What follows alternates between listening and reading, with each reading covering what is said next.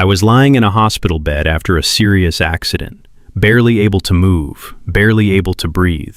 My family stood nearby, the doctor speaking carefully, but my wife didn't look worried at all. She looked cold. Right there in front of the doctor and everyone I love, she signed the papers and said, "I don't want a poor husband." Then she turned her back on me and walked away like my life meant nothing. If you've ever been betrayed by the person you trusted most, if you've ever been left behind when you needed love the most, stay with this channel. Subscribe, turn on notifications, and share this story, because what happens next will change everything. And tell me in the comments, what would you do if the person you loved abandoned you at your lowest moment? I clocked out a little after 6, boots still dusty, shirt sticking to my back. The sight off New York Avenue had been loud all day. Rebar, concrete, men yelling over machines. I'd spent most of it doing what I always did, checking safety logs, arguing with a foreman who wanted to move faster, making sure nobody got crushed because someone cut a corner. By the time I pulled into Brooklyn, I wasn't thinking about anything deep. Just dinner, a shower, maybe 10 minutes of silence before tomorrow started all over again. Tasha's mom's car was already in the driveway. That told me everything. Inside, the house smelled like fried onions and perfume. Tasha stood by the kitchen counter, phone in her hand, looking past me like I was another piece of furniture. Her sister, Keisha, sat at the table, scrolling. Their mom, Denise, was halfway through a story I'd heard 3 times before. I nodded, polite. "Evening." Denise glanced up, gave me that smile that never reached her eyes. "Hey, Malik." Tasha didn't say hi. She just tilted her head and looked at my work shirt like it offended her. "You smell like asphalt," she said. I opened my mouth to respond, then closed it. Not because I didn't have words, because I knew the kind of night this would turn into if I gave her anything to grab. Keisha laughed under her breath. Denise leaned back in her chair, arms crossed like she was watching a show. Tasha's eyes stayed on me. "You know," she said, loud enough for all of them, "most men your age don't come home looking like they've been digging ditches." My jaw tightened. I set my lunch cooler down slow, like I had all the time in the world. "It's work," I said. Tasha waved a hand like that wasn't the point. "It's not the work. It's the fact you're still doing it. 40-something years old and you're still just labor." Denise made a soft sound, half sigh, half agreement. I felt heat rise up my neck. Not anger exactly, more like humiliation. The kind that doesn't explode. It just sits heavy in your chest and makes you swallow hard. "I'm a safety and compliance manager," I said, keeping my voice even. "You know that." Tasha smiled like I'd just told a joke. "Yeah," she said, "and you still come home dirty." Silence filled the kitchen. I could have said 100 things. About the mortgage, about the bills I paid, about the way she liked my paycheck but hated the man earning it. Instead, I walked to the sink and washed my hands, because in my head, peace was still something you could buy with restraint. I grabbed a bottle of water from the fridge and turned toward the hallway. That's when I saw her. Tasha had the small metal file safe open on the living room floor, the one I kept tucked behind the coat closet, the one with my tax returns, contracts, my work certification papers, a few personal documents I didn't like leaving out. She didn't look guilty. She looked entitled. Pages were spread out like a deck of cards. She held one up, squinting at it. "Why do you have this much withheld?" she asked. My feet stopped moving. The water bottle creaked in my grip. "Tasha," I said, low, "why is that open?" She didn't answer right away. She flipped another page like she was in an office, not in our home. "I'm your wife," she said. "I should know what's going on." Denise appeared in the doorway behind her, drawn by the tension. Keisha followed, leaning on the wall like she couldn't wait for it to get worse. I stared at that safe, stared at my documents in her hands. Something in me shifted, quiet but sharp. Not rage, something cleaner, a line getting drawn. "You didn't ask," I said. Tasha finally looked up. "Because you always say no," she replied. For a second, nobody spoke. I took a step forward, reached down, and started gathering the papers without snatching. I stacked them neatly, one on top of the other, like I was packing up a part of myself. Tasha's voice rose. "Look at you, always acting like you're in control of everything."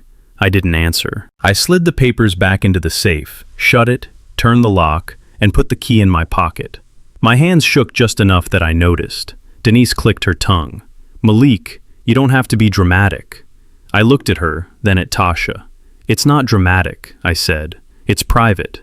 Tasha scoffed. Private, right. That's your favorite word. The air felt thick. My chest felt tight. I didn't want to fight. I also didn't want to keep shrinking so they could feel bigger. So I did the one thing I'd been avoiding for years. I walked out. The front porch was cool against my palms when I leaned on the railing. Cars moved steady down Georgia Avenue, tires whispering on the street. My phone buzzed in my pocket once, then again. I pulled it out, expecting another message from Tasha. It was my site supervisor. Malik, he said the moment I answered, voice rushed. We've got a situation. You need to get back here. Tonight. I stared out at the traffic, still hearing Tasha's laugh in my head, and said, I'm on my way. The wipers couldn't keep up. Rain came down hard enough to blur the taillights ahead of me into long red streaks. I kept both hands on the wheel and drove like I always did. Steady, careful, no sudden moves. The kind of driving you do when you've spent your whole day telling other people not to take risks. My supervisor's address pinged into my GPS. Emergency call, they said. A piece of equipment went down and somebody almost got hurt. That was the story. But my mind wasn't on the site. It was on the safe. On Tasha's hands flipping through my papers like she was looking for proof I'd been hiding something. On that little smile she wore when she called me labor, like I was a man she'd outgrown. I tried to talk myself down. It's just money stress. People say ugly things when they're scared. Denise always stirs things up. Tomorrow it'll be fine. That's what I told myself. Still, my chest felt heavy in a way that had nothing to do with work. The highway curved near Anacostia. The pavement shined under the streetlights, slick and dark. I eased off the gas before the bend. Habit. Training. 100 safety meetings in my head. Then a car merged too close. I tapped the brake. Nothing. No resistance. No familiar pushback. Just a soft drop under my foot, like stepping on a sponge.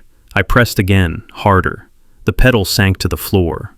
For a second I didn't understand what my body was trying to tell me. My brain kept searching for a normal explanation. Wet roads, bad traction, maybe I hit the wrong pedal. But the car didn't slow. It picked up speed down the curve, sliding just enough to make my stomach flip. I pumped the brake. Once, twice, 3 times. Nothing. A horn blared. Someone shouted through an open window. My hands tightened until my knuckles burned. I yanked the wheel to keep from clipping the guardrail. Tried downshifting. Tried anything. The car lurched, fishtailed, and then everything turned into noise. Metal, glass, a blunt impact that stole the air from my lungs. The world went dark like a switch got flipped. When I came back, I wasn't in my car. I was in a room that smelled like antiseptic and plastic. My mouth felt dry. My chest hurt every time I tried to breathe. A steady beep marked time somewhere near my head. Voices floated in and out. He's awake. Sir, can you hear me? Malik? I tried to speak. My throat barely moved. A doctor leaned close. You're in the ICU at MedStar Washington Hospital Center. You were in a serious accident. We need to take you back for surgery. There's internal bleeding. I blinked slow, trying to process the words. Then I saw Tasha. She stood at the foot of the bed with her arms folded, hair neat, face flat. No tears, no shaking, nothing in her eyes that looked like fear for me. The doctor turned toward her. Ma'am, we need consent for the procedure and confirmation regarding billing. Tasha didn't step closer, didn't take my hand. She spoke like she was ordering something off a menu. Do what you have to do, she said. But I'm not signing anything that puts me on the hook. The doctor paused. Ma'am, he's your husband. Tasha's gaze moved to my face. The look she gave me wasn't angry. It was tired. Like I'd become a problem she didn't want to deal with anymore. I don't want a poor husband, she said, calm as day. I'm done. The nurse at my side went still. The doctor frowned, like he couldn't believe what he'd heard. I tried to lift my hand. My fingers barely twitched. Tasha turned away before I could even try to reach her, and the last thing I saw before they pushed my bed down the hall was her standing there, already gone. A nurse said my name like she was calling me back from somewhere far. My eyes opened and closed a few times before they stayed open. My body felt heavy, stitched together with pain. A tube ran under my nose. Machines kept a rhythm I didn't recognize, steady and unforgiving. I tried to swallow. My throat scraped. The first thought that landed wasn't about the crash. It wasn't even about the surgery. She left. Not, she stepped out. Not, she'll be back. Just, she left. For real. I stared at the ceiling until my vision blurred, waiting for whatever comes after a person realizes they've been abandoned. No tears showed up. Nothing dramatic. Just a hollow space in my chest that felt too big to fill. A different nurse came in to check my vitals. She was older, calm, the kind of woman who'd seen people at their worst and didn't flinch. "You're doing good, Mr. Johnson," she said. "They got you in time." I wanted to ask about my wife. The words stuck. She adjusted my blanket, then hesitated like she was deciding whether to say something. "Your spouse was here earlier," she said carefully. My eyes shifted to her face. "She came back around midnight, asked about your insurance paperwork and your benefits. That's what she asked, not about your pain." The nurse didn't say it with judgment. She said it like a fact, like she was letting me see the floor before I stepped on it. My stomach tightened. I held my breath without meaning to. "Okay," I managed, voice thin. A few hours later, Marcus Bell walked in like he'd been carrying stress for 2 days straight. He was still in his suit, tie loosened, eyes red like he hadn't slept. When he saw me awake, his shoulders dropped a little. "Man," he said, and exhaled, "you scared the hell out of me." Marcus came closer and set a folder on the chair. "I'm here. Don't talk too much. Just listen." I nodded once. He leaned in, voice lower. "The hospital's gonna push papers at you. Billing, consent forms, stuff you don't want to touch while you're medicated. You hear me? Don't sign anything unless I read it first." I tried to smirk, but my face didn't cooperate. "I didn't call you," I said. "No," Marcus replied. "Your supervisor did. Said your wife wasn't handling anything. So I showed up." That word, wife, hit like a bruise. Marcus didn't soften his tone. He wasn't that kind of friend. He was the kind who told you the truth even when it stung. "I saw her," he said. She wasn't here for you." My fingers curled against the sheet. Anger wanted to rise, but it couldn't find its way out. Everything inside stayed contained, packed down tight. "Marcus," I whispered, "I need you to do something." He straightened. "Anything." I glanced at the machines, then at him. "Check the hospital camera," I said.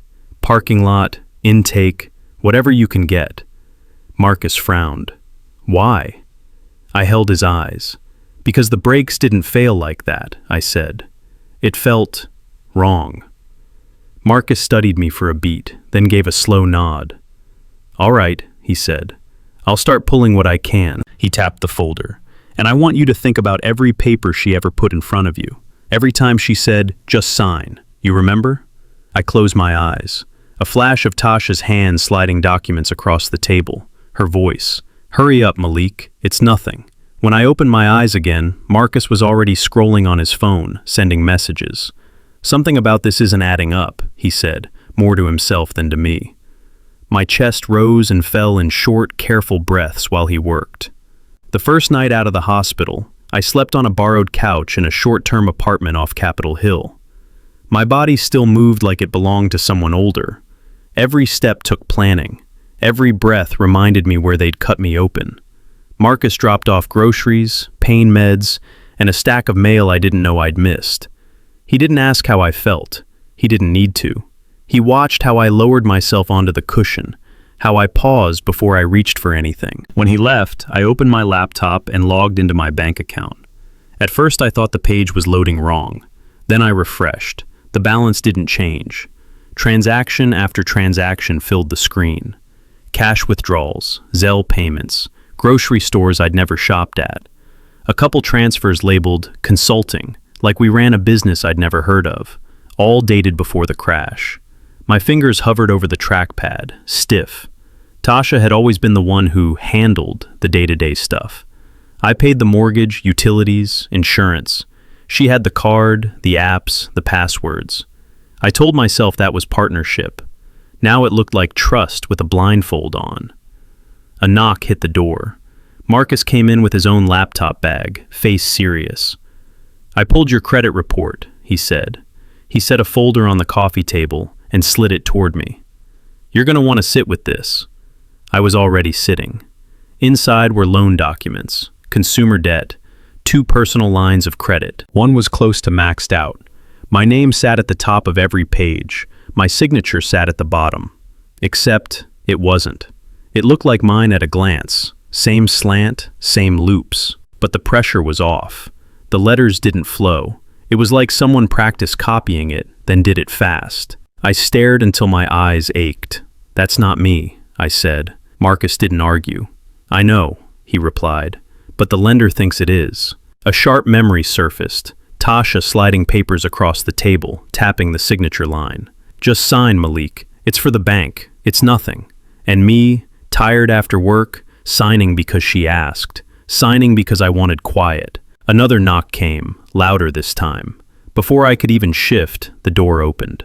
Tasha walked in like she still owned the air in the room. Hair done, nails clean, no hospital bracelet, no tired face, no evidence she'd spent a single night worrying. She glanced around the apartment, then at me. "So this is where you're staying," she said. "No, how are you? No, I'm sorry." I kept my voice flat. "What do you need?" She sighed, like I was the difficult one. "You're making this bigger than it has to be," she said. "I'm trying to keep things stable." "Stable," I repeated.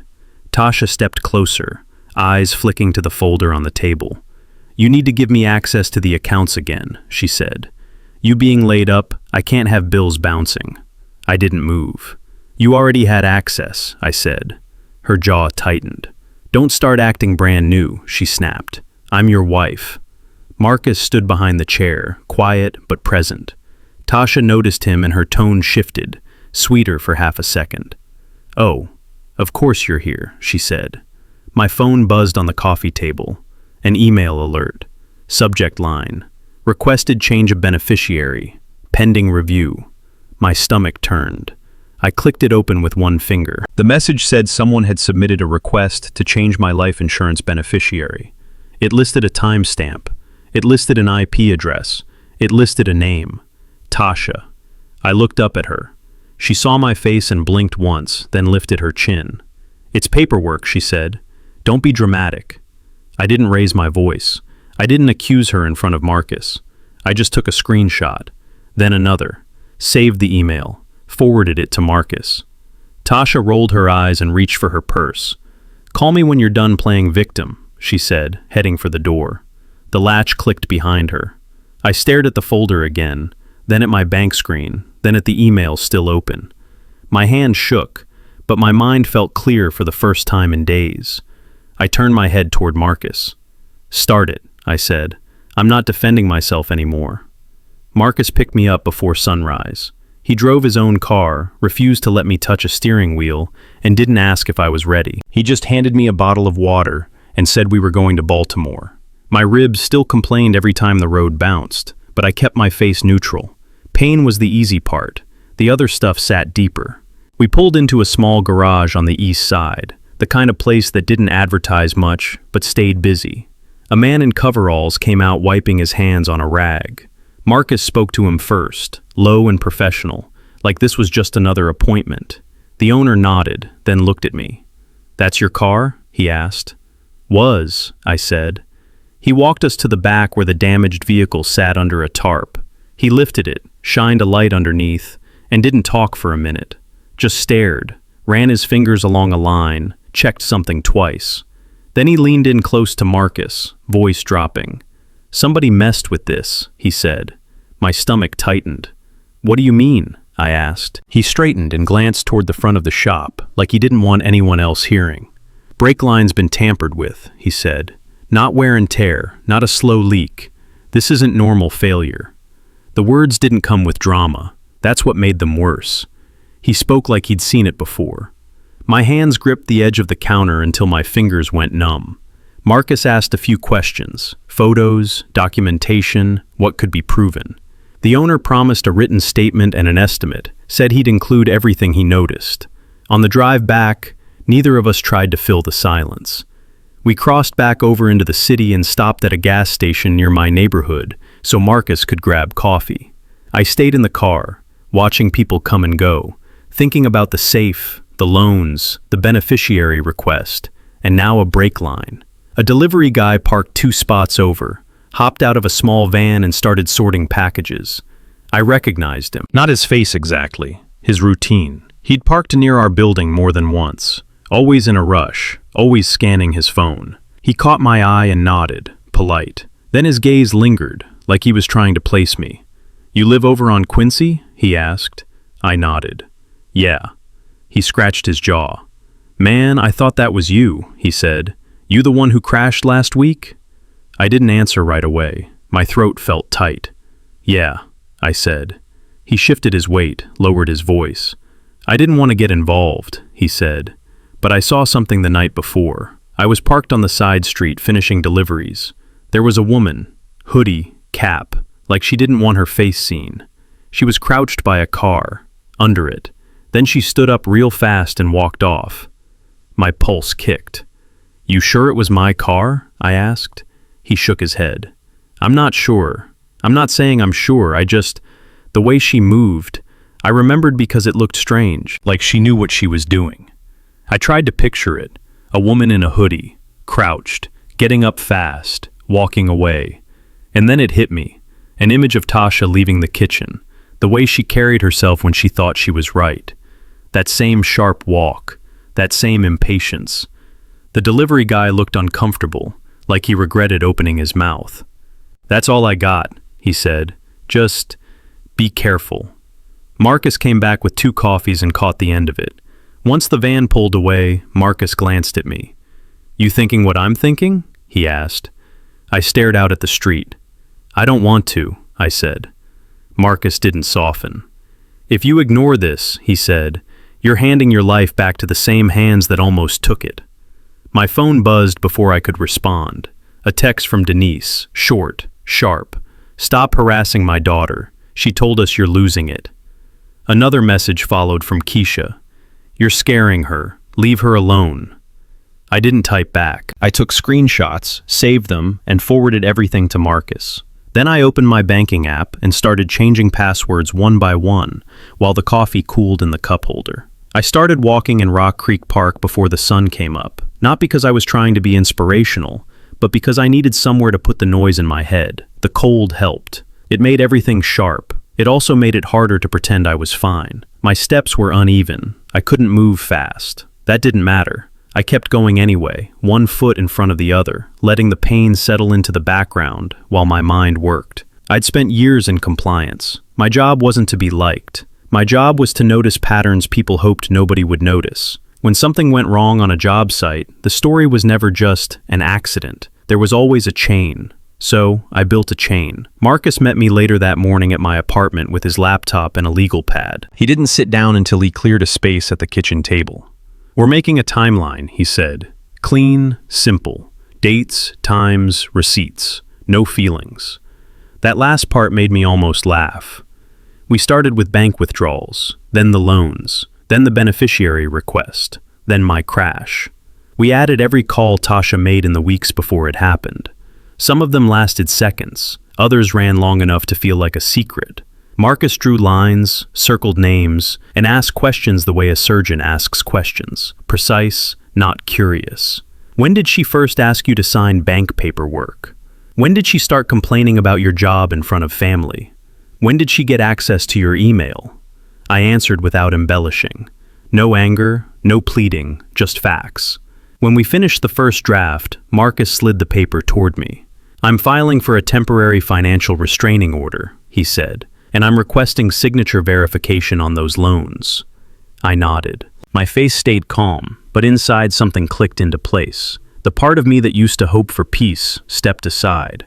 In its place sat something colder, steadier. My phone rang in the afternoon. Unknown number. I let it go to voicemail. A minute later, it rang again. Same number. I answered. "Mr. Johnson?" a woman asked. "This is Elena Ramirez. I'm an investigator with your auto insurance carrier."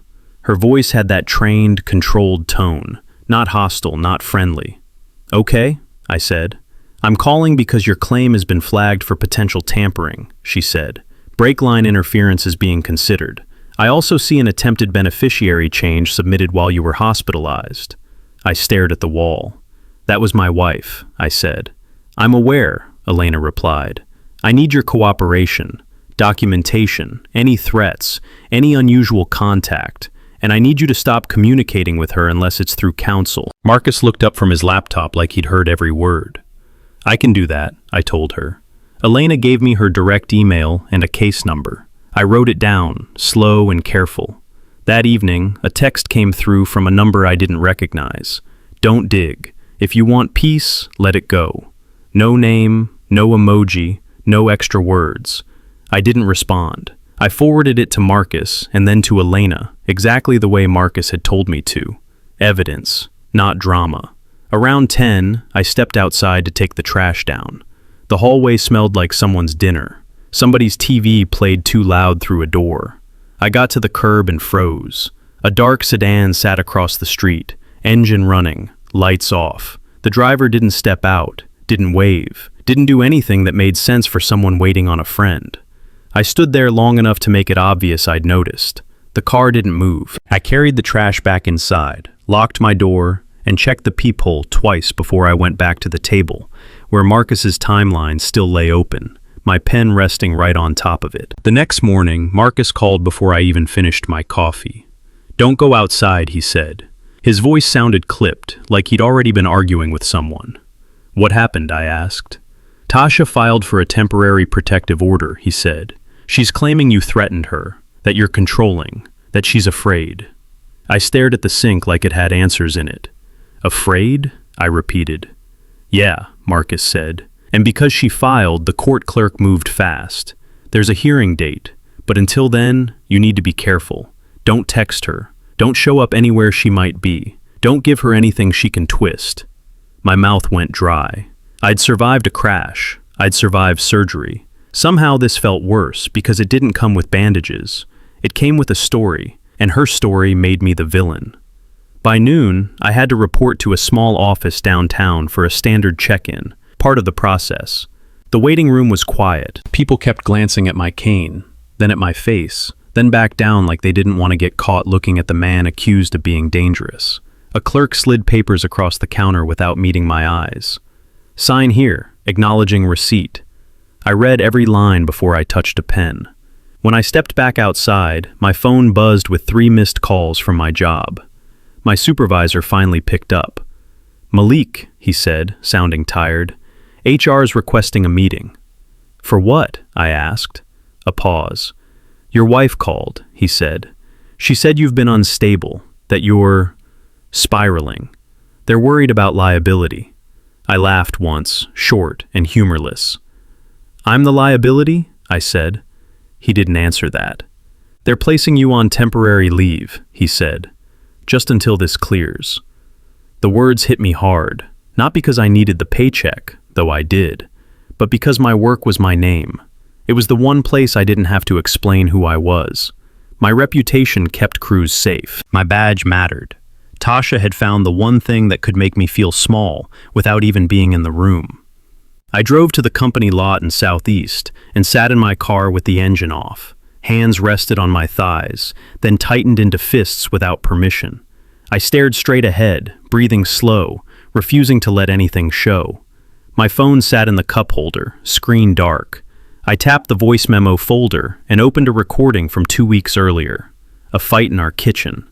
I'd hit record because she'd been yelling, and I felt something in me warning me to keep proof. Her voice came through clear. You act like you're so important, she said. But if you live or die, it's the same to me. My throat tightened. The line played again, not because I wanted it to, but because my finger didn't move fast enough. If you live or die, it's the same to me. That's when it landed. Not like a punch, like a fact. This wasn't about love gone bad. This wasn't about money stress. This was about someone who'd decided my life was negotiable. I shut off the recording and called Marcus. File everything, I said. I already started, he replied. You ready to go all the way? My eyes stayed on the windshield. Yes, I said. and Elena needs whatever she needs. I hung up and forwarded the recording to both of them. Then I opened the glove box, pulled out the paperwork Marcus had left me, and signed the authorization forms right there in the parking lot while the first drops of rain started hitting the glass. The email from Elena came in while I was sitting at my kitchen table, still wearing the same hoodie I'd slept in. I'd barely eaten. Marcus had been calling it protecting the record. To me, it felt like learning how to breathe without trusting the air. Elena's message was short. Attached. Beneficiary change request. Full submission packet. I opened it, scrolled, and felt my stomach drop in slow motion. There it was, an online request submitted from Tasha's device. Her name typed clean, her electronic signature, the IP address, the timestamp, 11:47 p.m., the same night a nurse told me I'd been on a ventilator, the same night Tasha supposedly came by to check on me. Elena had highlighted the line that mattered. Device ID matched prior activity. I stared at it until my eyes started to sting. Not from tears, from the sheer insult of it. While I was fighting to stay alive, she was shopping for my death like it was a policy payout. I forwarded the packet to Marcus without adding a word. Then I pulled up my bank statements again. This time I wasn't searching like a confused husband. I was auditing like a man whose life depended on accuracy. Dates, amounts, labels. One transfer stood out. $10,000, sent 2 weeks before the crash.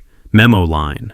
Consulting fee. Recipient. NV Horizon Development, LLC. I didn't know the company, but I knew what it looked like. A neat name with nothing human inside it. The kind of label people use when they don't want questions. I called Elena. "Can you run that company?" I asked. She didn't hesitate. "Send me the statement," she said. "I'll cross-check." After that, I called Marcus. "She moved money," I said, "to a development firm in Northern Virginia." Marcus exhaled, slow. "That's not random," he said. "That's a trail." We stayed on the phone while I sent screenshots, PDFs, anything that could hold up in front of a judge instead of a family dinner table. A knock came at my door. Not the soft kind, the kind that expects you to obey. I stood, moved slower than I wanted, and looked through the peephole. Tasha, hair pulled back, eyes puffy, face set in the expression she used when she wanted sympathy fast. I opened the door but didn't step aside. She rushed into her performance like she'd rehearsed it in the car. "Malik, please," she said, voice cracking. "They're twisting everything. My mom is getting calls. Your friends are looking at me like I'm—" "Stop," I said. She blinked, surprised I didn't grab the bait. "I didn't do anything," she insisted. "You know me. You know I wouldn't—" "If you have something to say," I cut in, "put it in writing. Send it to Marcus." Tasha's shoulders shook. She reached for my arm. I stepped back. "You can't just shut me out," she said. "I'm your wife." My voice stayed low.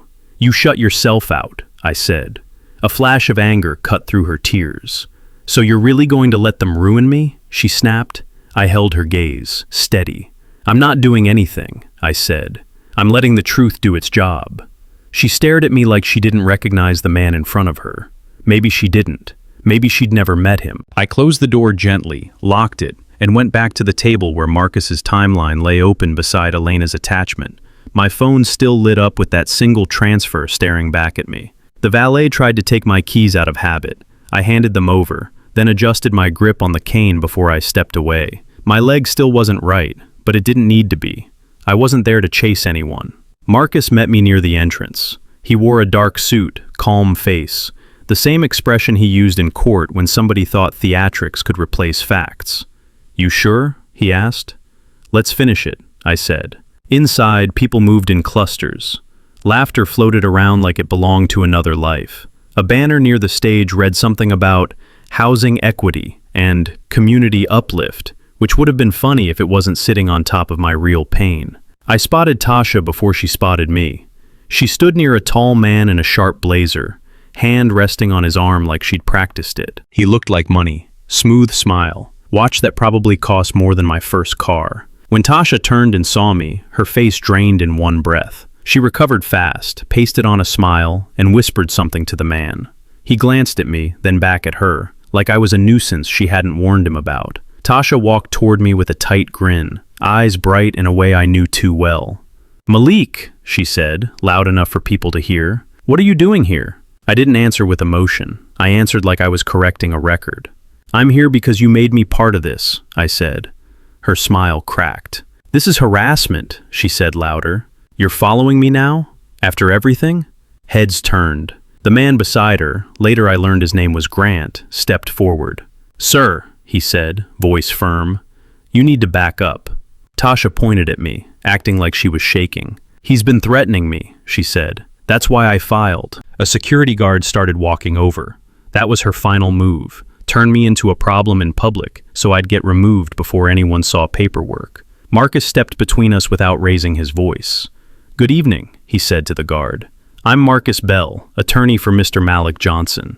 The guard hesitated. People always did when they heard the word attorney.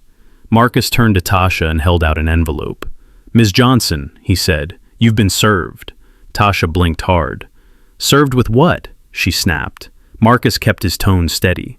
"A temporary financial restraining order," he said. "A request for forensic signature examination on multiple loan documents. And a notice from the insurance carrier regarding suspected fraud." Grant's posture changed. His eyes narrowed like he was suddenly doing math he didn't like. Tasha's hands shook for real this time. "This is insane," she said. "He's lying. He's trying to ruin me because I moved on." "You submitted a beneficiary change while he was on a ventilator," Marcus said, not loud, not dramatic, just direct. The room got quieter around us, like people sensed something serious. Tasha opened her mouth, then closed it. Her throat worked like she was trying to swallow words. She turned toward Grant with pleading eyes. "Baby, listen." Grant stepped back, slow, like he didn't want her touching him. That's when Elena Ramirez walked up, holding a badge wallet in one hand and a folder in the other. She didn't look at the crowd. She looked at Tasha. "Ms. Johnson," Elena said, "your case has been escalated. The documentation has been forwarded to law enforcement." Tasha's knees dipped like her body finally understood what her mouth had been denying. A sound came out of her that wasn't a sob and wasn't a scream. I didn't stay to watch the rest. I turned, moved through the room with my cane tapping a steady rhythm, and walked out past the same banner about community uplift, while voices behind me rose into confusion, whispers breaking into full sentences as the doors shut and the cool night air hit my face. The courthouse chairs were built to keep you from getting comfortable. Hard plastic, fixed in place, arranged in rows like a DMV, only quieter. People sat with their shoulders hunched, holding folders like shields. I sat with my back straight, cane leaned against my knee, hands folded over a manila envelope Marcus told me not to let out of my sight. He stood a few feet away, talking to another attorney in a low voice. Every so often, he looked back at me, not for reassurance, but to make sure I stayed steady. I didn't come here to be understood. That part of me, the part that used to want a fair conversation, an apology, some kind of mutual closure, had burned out somewhere between the ICU and the charity gala. All I wanted now was clarity on paper, signed and stamped, so nobody could rewrite my life later and call it love. Marcus came back and sat beside me. "We're going in soon," he said. I nodded. Across the room, Tasha sat with Denise and Keisha. Tasha wore a blazer like she was headed to an interview. Her hair was pulled back tight. She kept her chin up, but her eyes moved constantly, like she expected someone to take a picture. Denise stared at me with open contempt. Keisha kept checking her phone. Tasha finally looked over. Our eyes met for a second. No anger flared, no longing, just recognition. Like two people who used to share a home now shared nothing but a case number. Marcus leaned closer. "Don't speak to them," he said. "I won't," I said. The clerk opened the courtroom door and called our names. Everybody stood at once, chairs scraping the floor. I moved slowly, not because I wanted sympathy, but because my legs still hadn't fully forgiven me for what happened. Inside, the air felt dry. The judge sat high, reading documents without expression. Lawyers spoke in measured voices, careful about every word. It wasn't dramatic. It wasn't cinematic. It was the quiet machinery of consequences. Marcus presented evidence the way he did everything. Clean, organized, backed up. The bank statements, the loan documents, the signature discrepancy, the insurance submission packet Elena had provided, the protective order filing and the timeline that proved the order was retaliation, not fear. Tasha's attorney tried to paint it as a marital dispute. He used words like stress, misunderstanding, miscommunication. Marcus didn't argue with adjectives. He stayed with facts. There was a beneficiary change attempt while my client was hospitalized, he said. There were fraudulent loan applications using his identity. There is corroborating documentation indicating tampering with the vehicle's braking system. The judge's eyes lifted. Is there an active investigation? She asked. Marcus nodded. Insurance SIU is involved, he said, and we've been informed law enforcement has been notified. Tasha's attorney shifted in his seat. Tasha's face stayed still, but the muscle in her jaw twitched once. The judge looked at Tasha. Ms. Johnson, she said, do you understand the seriousness of what's being alleged here? Tasha spoke quietly. Yes, Your Honor. No tears this time. No performance. The courtroom didn't reward it. The hearing moved forward, piece by piece. Property division, account restrictions, temporary orders made permanent. The judge ruled with an even tone, like she was reading from a manual. When the final order was issued, it landed with a soft thud of paper. Divorce granted. Assets subject to review. Protective order dismissed for lack of credible evidence. Referral noted for possible fraud and forgery. Marcus touched my elbow and guided me out. We didn't celebrate. We didn't even speak in the hallway. He just walked beside me while people poured out of other courtrooms, carrying their own private disasters. Outside, the winter air hit my face. I took a breath and felt something loosen in my chest. Not joy. More like pressure releasing. Tasha came out behind us with Denise. Denise started toward me, mouth already forming words. Marcus stepped in front of her without even turning his head. Don't, he said, firm. Denise stopped like she'd hit a wall. Tasha didn't try. She stood by the steps, phone in hand, eyes scanning the street. A black SUV pulled up, driver looking nervous. Grant, the man from the gala. He didn't get out. He didn't smile. He didn't even meet her eyes for long. He leaned across the seat and said something I couldn't hear. Tasha opened the door like she was about to climb in, then paused. Grant's hand lifted in a small stop gesture.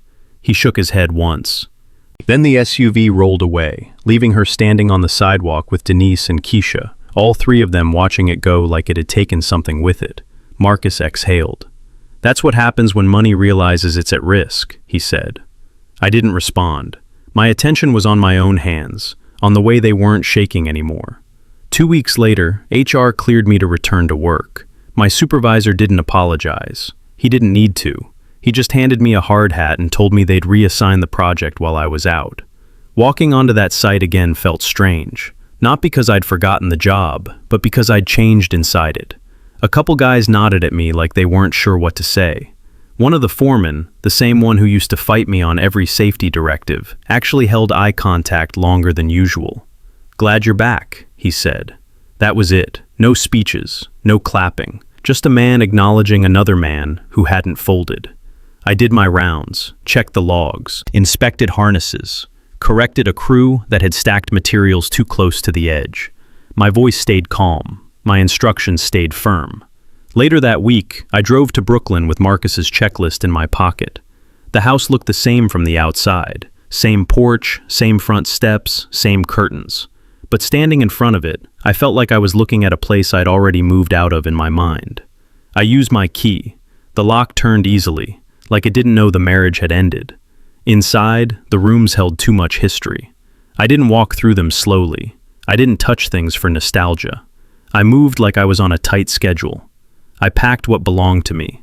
Work certificates, my father's watch, a framed photo from before Tasha, back when life felt simpler. The safe, the documents, clothes I'd bought with my own money, tools from my old truck, a couple books Marcus used to tease me about reading. I left everything else. A wedding album sat on the shelf. I didn't open it. I set it face down. Denise had once told me, during an argument, that I'd never be family. She was right, just not in the way she meant. I carried the last box to my car and drove to Alexandria. The apartment was small, plain, and quiet. No photos on the walls, no shared furniture. Just what I needed to live, nothing I needed to prove. I stacked the boxes along the living room wall and washed my hands at the sink, like I always did after work. Habit, routine, something steady. My phone lit up with a notification from Elena, a case update. Another message from Marcus, a reminder about tomorrow's meeting to finalize a few remaining documents. I didn't open either right away. Instead, I shut the blinds, turned off the kitchen light, and sat on the couch in the dark with my work boots still on. The room felt empty, but it wasn't the kind of empty that scares you. It was the kind that lets you hear your own breathing again.